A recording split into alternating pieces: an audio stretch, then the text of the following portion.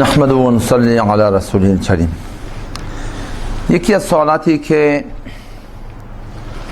عزیزان در اون مورد سوال میکنن به نسبت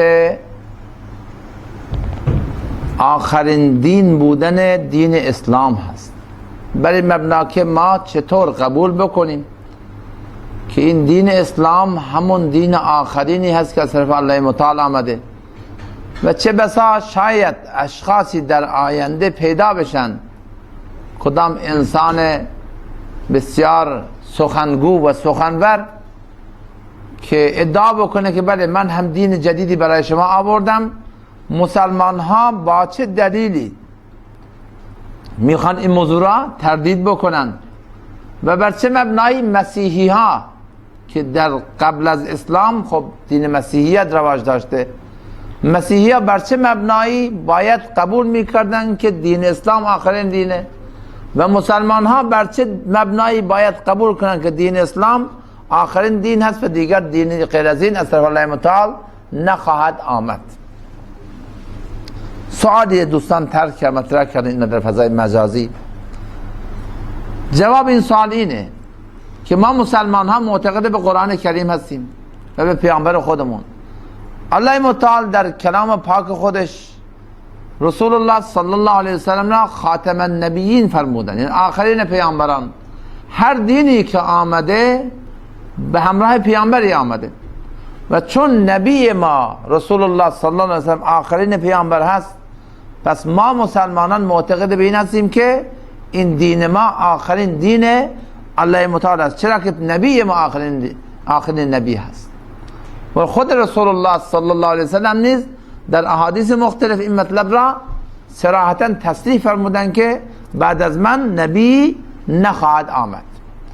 اما چرا مسیحی ها باید قبول میکردن که بعد از دین اونها دین جدیدی خواهد آمد؟ بله، این مطلب هم در انجیل امروزی و در اناجیل اربعه امروزی هم موجوده.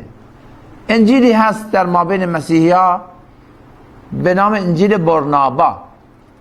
این انجیل تقریبا حدود 300 سال پیش غالبا در آلمان از زیر زمین را کشف کردن و الان این کتاب در کتابخانه ها موجوده و بعد این کتاب را مطالعه کردم و در همون کتاب انجیل برنابا که از طرف از زبان حضرت عیسی علیه السلام نقل شده، بزرگترین مسئولیت حضرت عیسی علیه السلام در اون کتاب اینطور قلمداد شده که بعد از من نبی خواهد آمد و شما ضرور به او باید ایمان بیاورین، قوم من باید به او ایمان بیاورن. حالا خود مسیحی ها این کتاب را قبول ندارن، انجیل برنابا را.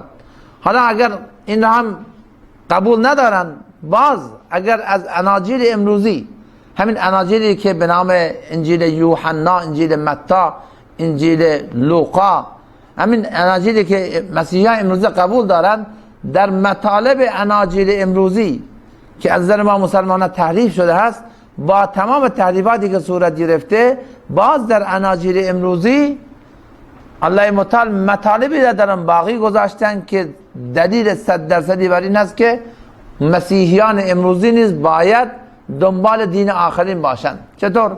در انجیل یوحنا در قسمت آخر در خود انجیل موجوده که از زبان حضرت عیسی علیه السلام بیان نمودن.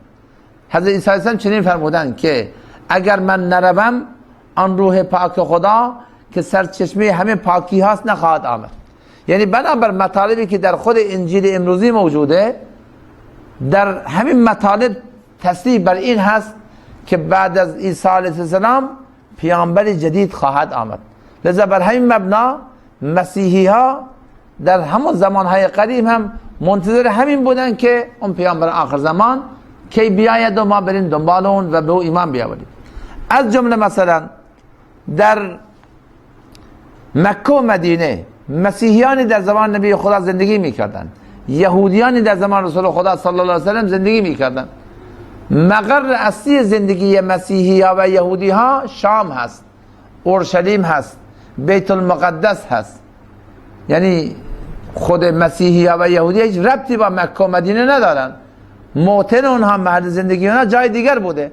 اما چرا اینا در مکه و مدینه آمدن زندگی کردن؟ بله، در تاریخ های اسلامی آمده که 100 سال قبل از بعثت نبی خدا صلی الله علیه وسلم اونا بنابراین دلایلی که در تورات و انجیل اون زمان خوانده بودن به همین نتیجه رسیده بودن که پیامبر آخر زمان در مکه و مدینه ظهور خواهد کرد و بنابر همین اعتقاد خودشون 100 سال جلوتر از بعثت نبی خدا صلی الله علیه وسلم کوچ کرده بودن، آمده بودن به مکه و مدینه، منتظر پیامبر آخر زمان بودن و حتی در دعواهای قومی که ما بین خودشون اتفاق می افتاد، یکی از استدلالات اونها در مقابل قوم خاصم و قوم دشمن این بود که اگر اون پیامبر آخر زمان بیاد ما بر او ایمان خواهیم آورد و پدر شما را، روزگار شما را سیاه خواهیم کرد. از همون قدیم منتظر همین بودن.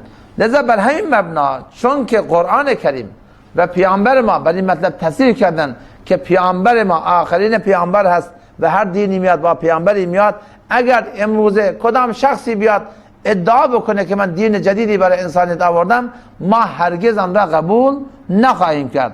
و چون که در کتاب‌های یهودی ها و مسیحی ها بر این مطلب تصریح شده بود که بعد از پیامبر حضرت عیسی علیه السلام پیامبر دیگر خواهد آمد که نامش محمد است در زمین و نامش احمد است در آسمان، اونا مکلف بر این بودن که به پیامبر آخر زمان و به دین جدیدی که بعد از دین حضرت عیسی علیه السلام الله تعالی خواهم فرستاد بر اون ایمان بیاورن. الله تعالی قبول بکنه و السلام علیکم و رحمت الله.